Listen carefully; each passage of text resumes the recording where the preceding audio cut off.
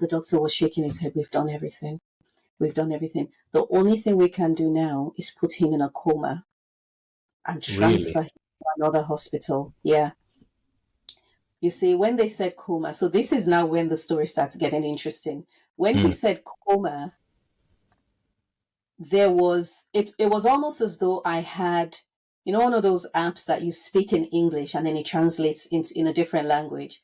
It was Mm-hmm. as though that the words he was saying was different Mm. from what I was understanding. So when he said, we have to put him in a coma, I heard they were going to put him in a coma and he'll never wake up again.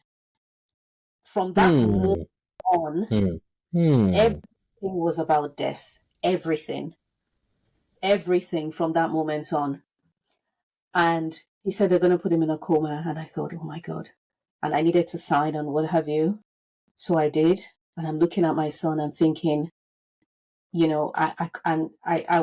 mind was literally on fire. Like I couldn't, I was restless. I didn't know what to do. My husband was at home with the kids, but Mm. I had the common sense not to tell him the extent of how bad it was. So there were two people that I needed to speak to, which would be my husband and my best friend, Susie. But I knew not to tell them how bad it was because what I didn't want was for them to have a normal reaction and confirm my fears. Mm. I didn't Mm. need that to happen. Mm. And I, what gave you that? What gave you that type of impression? What gave you the mindset to act like that? Do you yeah, do do you know? Do you know why you had to make that decision, even in the process when the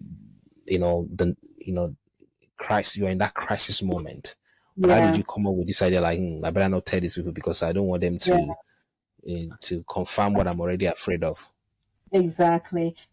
It's because I I've always reserved a small portion of my mind. I don't know how else to explain it, but I've always reserved a small portion of my mind to remain logical, Mm.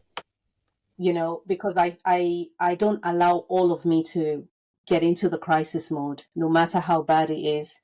I Mm. feel like there has to be maybe 10% of my mind and my heart that is 100% me, so Mm. that if I don't recover from the situation, I will Mm. have something to grow from again. Mm.